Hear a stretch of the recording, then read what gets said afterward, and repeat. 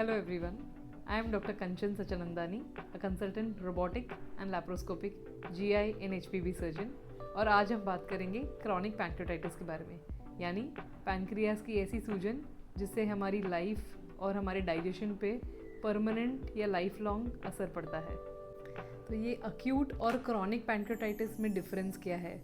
Acute pancreatitis acutely यानी suddenly होने वाली पैनक्रियास की सूजन की वजह से होता है, बट क्रॉनिक पैंक्रेटाइटिस एक प्रोग्रेसिव सूजन है पैनक्रियास की जो सालों साल चलती रहती है और आपको बिना पता चले एक इरिवर्सिबल डैमेज में उत्पन्न होती है। तो ये क्यों होता है?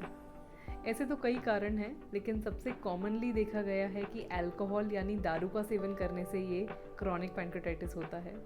इसके अलावा साउथ इंडिया में, स्पेशली तमिलनाडु या केरल में, ये ट्रॉपिकल पैंक्रेटाइटिस यानी इडियोपैथिक पैंक्रेटाइटिस माना जाता है, जिसका कोई ठोस कारण तो नहीं है, लेकिन कहा जाता है कि कसावा रूट्स खाने से या फिर उनकी जेनेटिक मेकअप के वजह से इन्हें क्रॉनिक पैंक्रेटाइटिस बहुत ही यंग एज में यानी 10-15 साल की उम्र में ही हो जाता है। इसी के अलावा कुछ जेनेटिक कंडीशंस है, कुछ ऑटो इम्यून कंडीशंस है जिसमें क्रॉनिक पैंक्रेटाइटिस हो सकता है। और उसी के साथ साथ जब भी अक्यूट पैंक्रेटाइटिस बार बार होता रहे तो उसके वजह से पैनक्रियाज में स्टोन्स या फिर उसकी नली में स्ट्रिक्चर यानी नैरोइंग होने की वजह से भी क्रॉनिक पैंक्रेटाइटिस हो जाता है। तो इसके क्या सिम्टम्स हैं? पेट में लगातार दर्द रहना, स्पेशली ऊपरी पेट में दर्द रहना जो बार बार आपके पीठ में चला जाए, रेडिएटिंग पेन जो आपके पीठ में होता रहे। इसके अलावा आपको नॉजिया और ब्लोटिंग होते जाना, बार बार खाना खाने के बाद में आपका पेट फूक जाना, आपको मोशंस में से ऑयल निकलना या फिर चिकट मोशंस होना यानी स्टिकी मोशंस होना जो कमोड में साइड में चिपक जाते हैं या फिर फ्लोट करने लगते हैं। पैनक्रियास की सड़न की वजह से डायबिटीज़ हो सकता है। तो ये सारे सिम्टम्स हैं और इसी के साथ साथ बिकॉज इनडाइजेशन हो रहा है, फैट्स बराबर डाइजेस्ट नहीं हो पा रहे हैं और ऐसे के ऐसे ही मोशंस में निकल रहे हैं, उसी के वजह से लगातार एक हल्का हल्का ग्रेजुअल वेट लॉस होते जाता है। इसे हम कैसे डायग्नोस कर सकते हैं? जैसे मैंने आपको क्लिनिकल सिम्टम्स बताए, ज़्यादातर डायग्नोसिस क्लिनिकली ही किया जाता है।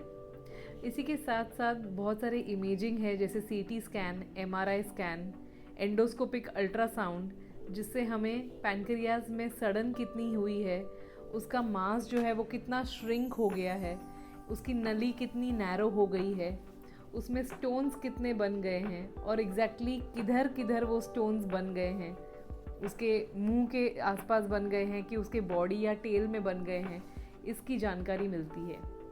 इसी के साथ साथ कुछ ब्लड टेस्ट हैं जिससे हमें सीरम अमाइलेज, सीरम लाइपेज जैसे एंजाइम्स का पता चलता है। और उसी के साथ साथ हम लोग क्रॉनिक पैंक्रेटाइटिस के पेशेंट्स में ट्यूमर मार्कर्स भी करते हैं, जिसे हम सीरम CA 19.9 कहते हैं, क्योंकि ऐसे पेशेंट्स में जिनको क्रॉनिक पैंक्रेटाइटिस है और सालों साल से है, उनमें कैंसर होने की भी संभावना है। इसीलिए इनका रेगुलर मॉनिटरिंग कराना बहुत ज़रूरी है। पैनक्रियास का फंक्शन बराबर हो रहा है कि नहीं, ये देखने के लिए हम कभी कभार स्टूल का भी टेस्ट करते हैं और स्टूल में एंजाइम यानी फीकल इलास्टेज का हम टेस्ट करके देखते हैं कि पैनक्रियाटिक इनसफिशिएंसी यानी पैनक्रियाटिक फंक्शन टेस्ट बराबर है या नहीं है। तो इसका ट्रीटमेंट कैसे कर सकते हैं? ट्रीटमेंट के लिए बेसिकली जो इरिवर्सिबल पैनक्रियास का डैमेज हो जाए उसके लिए कोई क्योर तो नहीं है, लेकिन हम इसके सिम्टम्स जो हैं उसको मैनेज कर सकते हैं, या तो मेडिकल मैनेजमेंट से या सर्जिकल मैनेजमेंट से। हमेशा से मेडिकल मैनेजमेंट ही इसमें अव्वल माना जाता है। तो जो भी सिम्टम्स हैं, जैसे पेन हो गया तो पेन कंट्रोल के लिए कुछ दवाइयाँ दी जाएंगी, या फिर कई बार सुई डाल के नर्व ब्लॉक्स दिए जाते हैं। पैनक्रियास के आजू बाजू में जो नस जाती है उसमें इंजेक्शंस देके नर्व ब्लॉक दिया जाता है ताकि एक लंबे समय के लिए पेन कम हो जाए। इसके अलावा जैसे हमने आपको बताया, जो कारण है पैनक्रेटाइटिस होने का, अगर वो दारू है तो दारू का सेवन बंद करने के लिए बोला जाता है। और डाइट में भी इसमें लो फैट डाइट या फिर जंक, डीप फ्राइड, ऑयली खाना कम करने से हम इसके ट्रिगर्स बचा सकते हैं। इसी के साथ साथ हमें डायबिटीज़ को कंट्रोल करना बहुत ज़रूरी है, जिससे हम मेडिकल यानी ओरल टैबलेट से या फिर इंसुलिन से हम इसको कंट्रोल कर सकते हैं।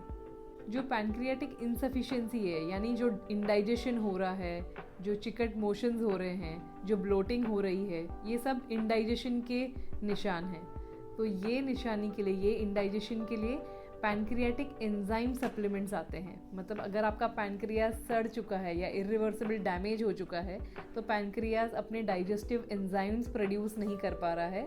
और सबसे अच्छी बात यह है कि मेडिकल तकनीकियों की वजह से आज हमारे पास ये सारे एंजाइम्स टैबलेट फॉर्म में अवेलेबल हैं, जिससे हम लेके अच्छी तरह से अपने डाइजेशन यानी पाचन क्रिया बरकरार रख सकते हैं।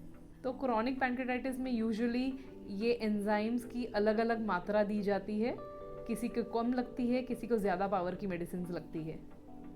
बहुत ही कम पेशेंट्स में, यानी आई वुड से 10 से 20% पेशेंट्स में जिनमें पेन के एपिसोड्स बहुत फ्रीक्वेंट हो रहे हों, या फिर जिनका बहुत ज़्यादा वेट लॉस हो गया हो, या फिर जिनको स्टोन्स की बहुत ज़्यादा भारी मात्रा हो पैनक्रियाटिक हेड में, या फिर जिनकी पैनक्रियास की नली जो है, पैनक्रियाटिक डक्ट है, वो बहुत ही ज़्यादा नैरो हो गई हो, ऐसे पेशेंट्स में ही हम लोग सर्जरी एडवाइस करते हैं। तो ये सर्जरी में हम लोग क्या करते हैं? सर्जरी में बेसिकली हम पैनक्रियास की नली को खोल के उसमें से ये स्टोन्स निकाल के उसको एक इंटेस्टाइन से हम जोड़ देते हैं, ताकि जो पैनक्रियाटिक जूस की रुकावट आ गई है ये नैरोइंग के वजह से या स्टोन्स के वजह से, वो डायरेक्टली हम इंटेस्टाइन में ड्रेन कर पाएँ और पैनक्रियास की वजह से जो पेन उत्पन्न हो रहा है या फिर जो इंडाइजेशन हो रहा है वो एक हद तक के हम कम कर सकें। ध्यान रखिएगा कि ये कोई क्योरेटिव सर्जरी नहीं है, क्योंकि पैनक्रियास का जो डैमेज इरिवर्सिबल हो गया है उसको हम रिवर्स तो नहीं कर पाएंगे, लेकिन इसका जो आफ्टर इफ़ेक्ट्स है, यानी जो इंडाइजेशन हो रहा है या जो स्टोन अटकने की वजह से जो पेन हो रहा है, उसको हम ये सर्जरी के द्वारा थोड़ा कम कर सकते हैं। तो ये बहुत ही पॉसिबल है कि आपको सर्जरी के बाद में भी जो ये एंजाइम सप्लीमेंट्स है वो शायद आपको लाइफ लॉन्ग लगे। ये सर्जरी से शायद सिर्फ आपका पेन का एपिसोड्स या पेन की फ्रीक्वेंसी कम हो जाए। इस सर्जरी से ज़्यादातर आपके डायबिटीज़ पे या आपके पैनक्रियाटिक एंजाइम सप्लीमेंट्स पे ज़्यादा फ़र्क शायद नहीं पड़ेगा। सो क्रॉनिक पैनक्रेटाइटिस एक सीरियस प्रॉब्लम है, जिसके लिए लाइफ लॉन्ग केयर, फॉलोअप और लाइफस्टाइल चेंजेस करना बहुत ही ज़रूरी है। For more such informative videos on GI in HPV surgery, kindly subscribe my channel and do not forget to press the bell icon. Thank you.